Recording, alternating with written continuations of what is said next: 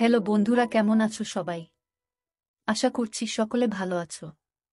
প্রিয় বন্ধুরা, আজকে তোমাদের জন্য নিয়ে এলাম আরও একটি নতুন গল্প। আশা করছি তোমাদের দাঁড়িয়ে যাবে, তাই ভিডিওটা শুরু থেকে শেষ পর্যন্ত দেখো। আমার নাম আদনান, আমার বয়স 21 বছর। কিছুদিন আগে আমি আমার অনার্স শেষ করি। আমার পরিবারে আমার মা ওড়িশা খান, আমার বাবা আফজাল খান, বাবার মা এবং মায়ের মা আমাদের সাথেই থাকতেন।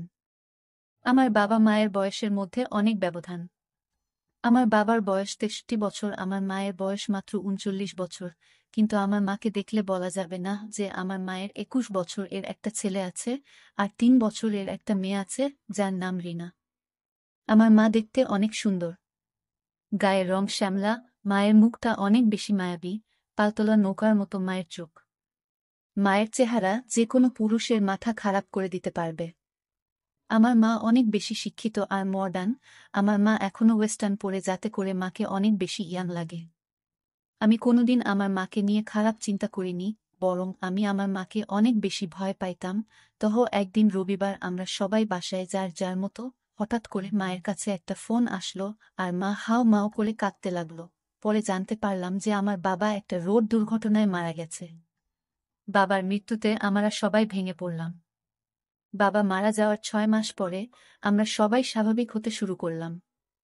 কিন্তু সমস্যাটা হলো যে আমার বাবা মরার আগে সব সম্পত্তি আমার নামে করে দিয়ে গেছে। এরপর থেকেই নানির সমস্যা যে আমি যদি অন্য কেউরে বিয়ে করি তাহলে আমার আমার মা ও আমার বোনের অনেক খারাপ হয়ে যাবে। তাই নানি দাদির সাথে মিলে একটা বুদ্ধি করল। তারা একদিন আমাকে আর আম্মুকে ডেকে বলল, দেখো, আমরা একদতা সিদ্ধান্ত নিয়েছি, যা তোমাদের মেনে নিতে হবে।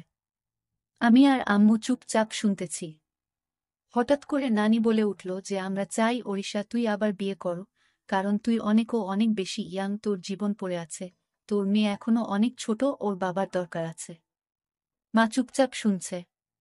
তারপর আবারও নানি বলে উঠল যে দেখ ওড়িশা, আমরা অনেক ভেবে এই সিদ্ধান্ত নিয়েছি যে আদনানও এখন বড় হয়েছে, কিছুদিন পর ওকেও বিয়ে দিতে হবে, তাই আমরা চাই তুই আর অন্য কাউকে বিয়ে না করে আদনানকে করো।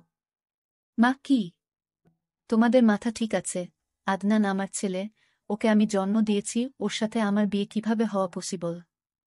এইটা অনৈতিক আর পাপ। নানি, আমরা জানি যে এখানে কিছু সমাজের নিয়ম আছে, কিন্তু নিয়ম একটা সময় যে চেঞ্জ করতে হয়। মা, তাই বলে নিজের ছেলেকে বিয়ে?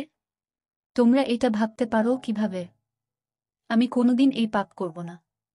তারপর নানি আর দাদিমাকে অনেক জোর করল আর হুমকি দিল যে আমরা যদি এই সিদ্ধান্ত মেনে না নেই তাহলে তারা এই বাড়ি ছেড়ে চলে যাবে।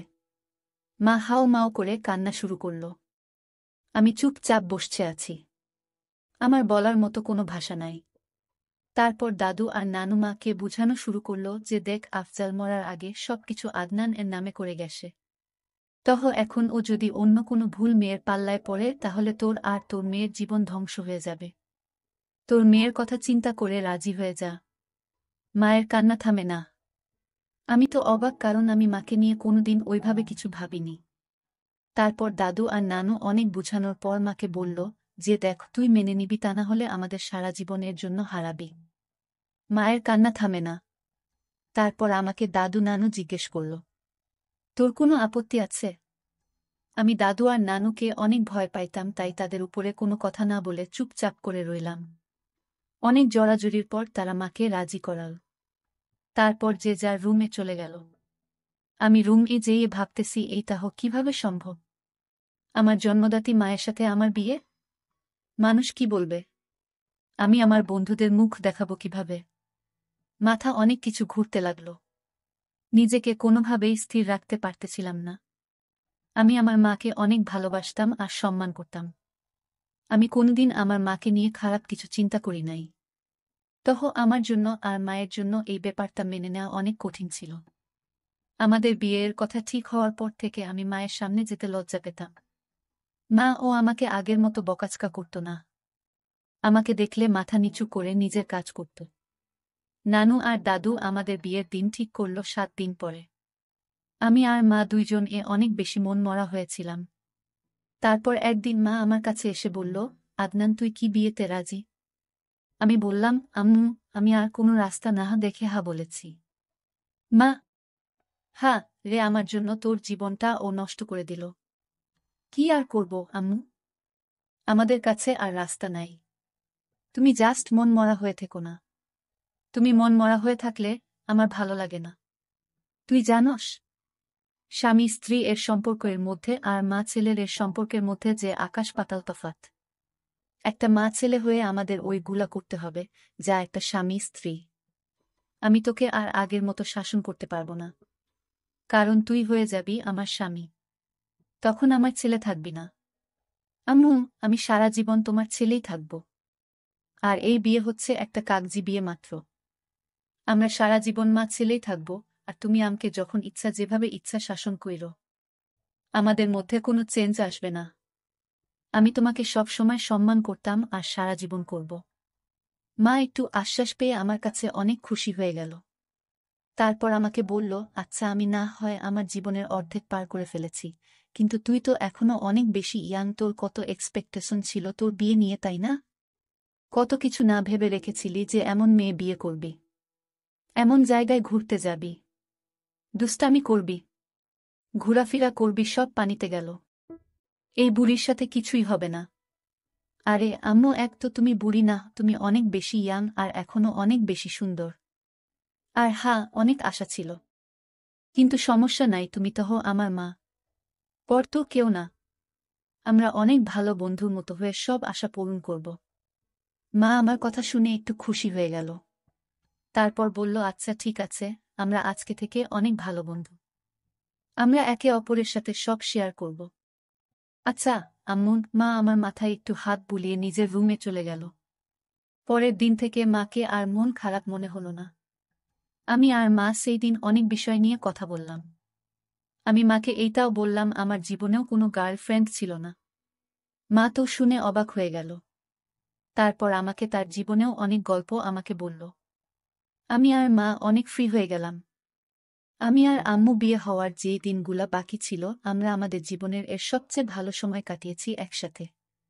কারণ আমরা একসাথে হাসাহাসি করতাম, মুভি দেখতাম, রাত ভরে আড্ডা দিতাম, একসাথে গেম খেলতাম, আবার ঘুরতে যেতাম। আমি ওই কয়েকদিন আসলেই ভালো বন্ধু হয়ে গেলাম। যাই হোক, আমাদের বিয়ের একদিন আগে দাদু আর নানু আমাকে আর মাকে নিয়ে গেল শপিং এর জন্য। আমরা গেলাম। আমরা খুব হাসি হাসি করছিলাম। তা দেখে নানু আর দাদু অনেক খুশি হল। যাই হোক, আমি আর মা পছন্দ করে অনেক কিছু কেনাকাটা করলাম। মাকে আমি পছন্দ করে প্রথম বেনারসি শাড়ি কিনে দিলাম। মা একটু লজ্জা পেয়ে গেল। পরের দিন আমাদের বিয়ের আয়োজন করা হলো। কিছু মানুষকে ডাকা হলো। যাই হোক, মাকে কে দাদু আর নানু মিলে রেডি করে দিচ্ছে। আমি গোসল করে শেরওয়ানি পরে নিলাম। তারপর নিজের অপেক্ষা করতে লাগলাম। একটু পরে দাদু আসলো, বলল কাজী সাহেব চলে এসেছে। এই কথা শোনার পর থেকেই আমার বুক কেমন যেন থরথর করে কাঁপা শুরু করে দিল। কারণ আজকে আমার বিয়ে হতে যাচ্ছে, তাও আবার আমার নিজের মায়ের সাথে। আমি খুব বেশি ভয়ে ছিলাম। রুম থেকে বের হয়ে দেখলাম মা আগে থেকে টেবিলের মধ্যে বসে আছে। মা বেনারসি শাড়ি পরেছে, মাথায় কাপড় দিয়ে রাখছে, হাতে হালকা গয়না পরছে, আর হালকা মেকআপ করছে।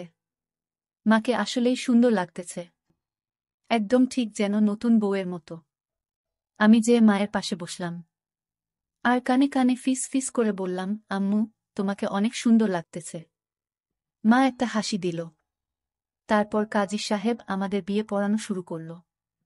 কাজী জানত যে আমরা মা ছেলে। তারপর ও অনেক টাকার বিনিময়ে বিয়ে পড়াচ্ছে। যাই হোক, আমরা দুইজন কবুল বলে ফেললাম।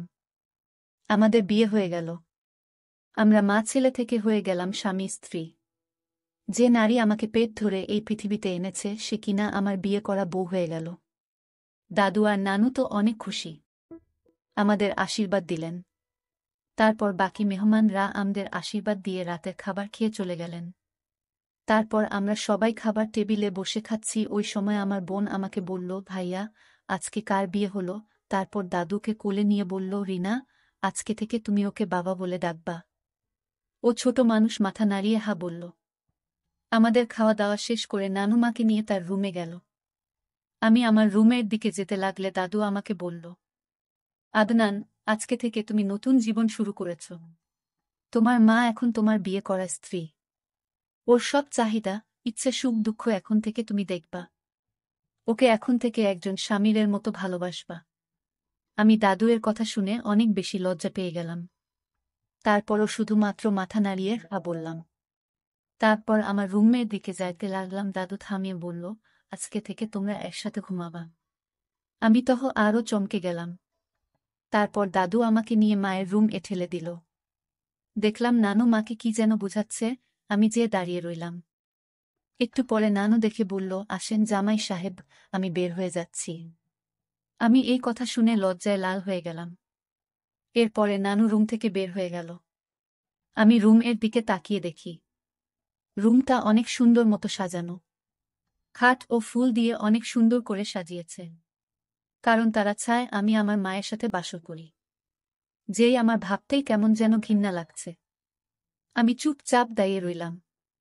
মা আমাকে দেখে বলল, আসো। আদনান, দাঁড়িয়ে আছো কেন? আমি মায়ের কথা শুনে যে খাটের মধ্যে বসলাম। তারপর মাকে বললাম, দেখছো মাম্মি তারা কি করেছে? রুমের অবস্থা। তাদের মাথায় আসলেই ঝামেলা আছে। আরে বইল না, আমাকে যে কত কিছু বলল, কিভাবে কি করতে হবে। তারা আসলেই ভাবছে যে আমরা মা ছেলে হয়ে এগুলা করব। হ্যাঁ, যত সব ফালতু। যাক, বাদ দাও। এখন থেকে আমাদের এক রুম ঘুমাতে হবে। তোমার কি কোনো প্রবলেম হবে মাম্মি? না, প্রবলেম হবে কেন? তুমি তো ছোটবেলায় আমার সাথেই ঘুমাইতা। আর এখন তুমি থাকলে ভালোই হবে, ঘুম না আসলে আড্ডা দেয়া যাবে। যাক, তাহলে ভালো। তো আজকে কেমন লাগলো মাম্মি? সত্যি বলতে না, আমার অনেক ভালোই লেগেছে। এত বছর পর মনে হচ্ছে আমি আবার কোণে হয়েছি, বউ রূপে সেজেছি। আমার কাছেই ওভারঅল ভালোই লেগেছে। তোমার কাছে কেমন লেগেছে? আমার মধ্যে অনেক ভয় কাজ করেছে মাম্মি, যে আমাদের সম্পর্ক কিভাবে মিনিটের মধ্যে চেঞ্জ হয়ে গেল। আরে কই, আমরা তো আগে থেকেই ডিসিশন নিছিলাম যে আমরা অনেক ভালো বন্ধু হয়ে থাকব, এইসব আজাইরা জিনিসগুলা নিয়ে মন খারাপ করব না। হ্যাঁ, ঠিক বলেছ মাম্মি। যাক, আমি অনেক বেশি ক্লান্ত, আমি না হয় ঘুমিয়ে পড়ি। মা বলল, হ্যাঁ আমি অনেক বেশি ক্লান্ত। আমি ফ্রেশ হয়ে আসি, তারপর আমিও ঘুমিয়ে পড়ব। তুমি শুয়ে পড়ো। আমি আচ্ছা বলে খাটের একপাশে শুয়ে পড়লাম। একটু পরে মা এসে লাইট অফ করে দিল।